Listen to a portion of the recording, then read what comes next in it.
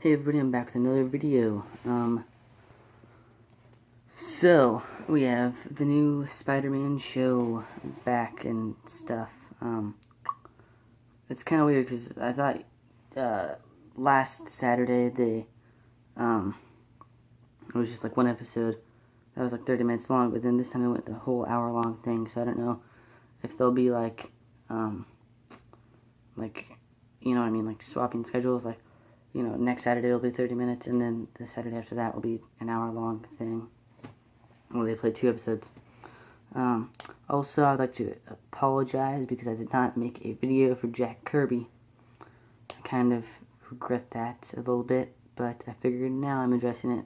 So, happy birthday, Jack Kirby, 8/29/17, 100 years old. Pretty cool, because he drew, like, if I am correct, I think he drew like pretty much every superhero comic, you know, except for like Spider-Man. So he did like Captain America, Iron Man, Fantastic Four, Hulk. I'm pretty sure that's right. So it's really awesome. He's like the artist of, like the Stan Lee of artists, basically. Because, you know, Stan Lee did all the Marvel characters, and then Jack Kirby did all the art and everything. So that's really awesome. Yeah, but Spider-Man, we have episode 4 is A Day in the Life, and we have Black Cat, and this episode I really liked, because it actually felt like it was, you know, related to Peter Parker. Because the thing about the new Spider-Man show, now I'm not going to sit here and, like, praise Spectacular Spider-Man or anything, but the thing that's so good about it is it's focused on the characters. Like, you feel the weight of, like, Peter Parker going through all his motions, like, oh no, I failed my algebra test and everything. Not that ever happens in the show, but, like, you know, when he's juggling Gwen and Liz, and then Liz goes to Flash for a little bit when he's fighting Kraven, you kind of feel, like, his emotions, and you feel, like, sort of the pain he's going through. But in the new Spider-Man TV show, it's kind of just, like, it focuses on, like, comedy and science and stuff, and it's, like, But this one felt pretty. I liked the episode 4 because it focused on Peter Parker. He's late, and he's fighting Black Cat, and he has to juggle all these different things. I feel like it should have pushed a bit more onto it, but it did more than it has in the other episodes, so I feel like it's good. And he makes like he makes a spider tracer for Otto Octavius for his class project or whatever, like school project, and yeah, it was a good episode because it felt sort of like spectacular in my opinion, because, you know, he does his Spider-Man thing, and then he figures out, like, oh, I need to make it, because it's not, his phone, like, isn't working, so he can't find where Black Cat is, because Black Cat stole the symbiote, or the VC-17 thingy, whatever it's called, but it's the symbiote. We all know it's the symbiote. So she stole that, and Peter has to get it back, and he put a spider tracer on her back, and he can't find the signal. So then he realizes he needs to make it less dense, but then it ends up working anyway. But I would think you'd need to go find a Black Cat and then pull it off of her back and then make it less dense. So I feel like there's a bit of a problem there because it worked anyway, but whatever.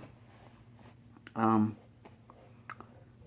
the only problem I do have with it was Black Cat went to a comic book shop, and I feel like there could have been great. I know it's pretty, like, obvious and cliche sort of, but I feel like it would have been cool to have, like, a nice comic book reference or two, because there wasn't, like, a whole lot of comic book references. I know she did pick up a comic book, but my mom, like bugged me and stuff, so I didn't have time to see what it was. I got distracted. So yeah. I feel like it was like, was it like a reference to, like, Thor or something? I forgot what it said on it, but yeah. And there was, like, a comic book trivia thing in there, like, the Spider-Woman lady, like, Ari or whatever her name is, like, asked Peter, like, what is blah blah blah, and he's like, it's comic book stuff. I forgot what he said exactly, but it was pretty interesting, I thought. So yeah, then he catches Black Cat, and that's that, basically. And then we have episode 5, which is the one I kind of didn't like.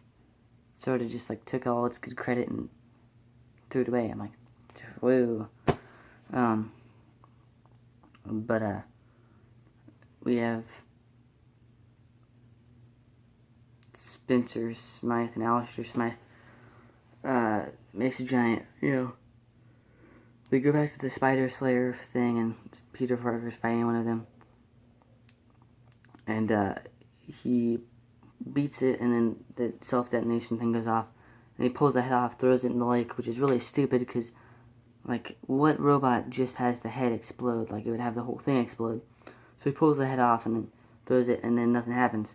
And then it turns out the body is the real bomb, which should have been obvious. Like, why would you fall for that? Like, what? Peter Parker seems really stupid in this show sometimes. So yeah, then he beats that, and then we find out Alistair Smythe was the one controlling it. Or was it? Yeah, we'll say it's Alistair, because that's his son. So yeah. And then, Harry, like, sort of goes back to Horizon High. And then,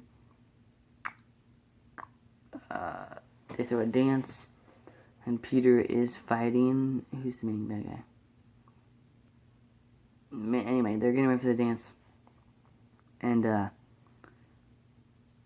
then, beforehand, Gwen's, like, stupid uncle, like, I forget his name, it's, like, Robert Warren or something.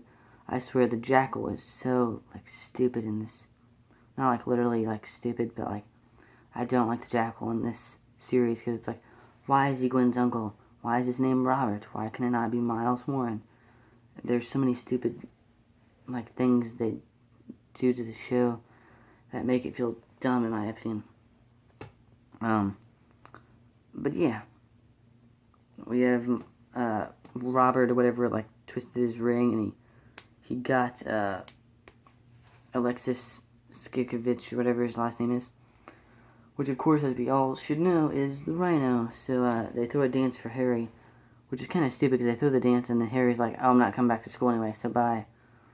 But then he turns into the Rhino while there's a big dance going on.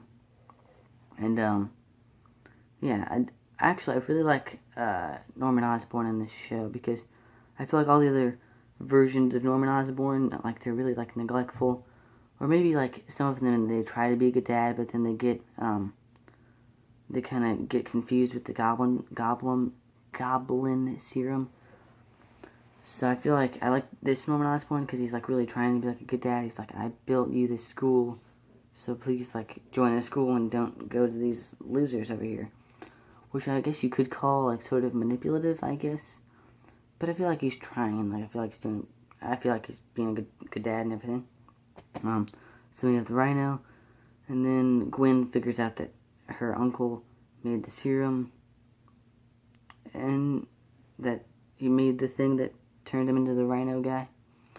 So then she goes to his house, and we have the Jackal fight Spider-Man, and he wins, and he stops the Rhino, and then everything goes back to normal for a little bit, and yeah.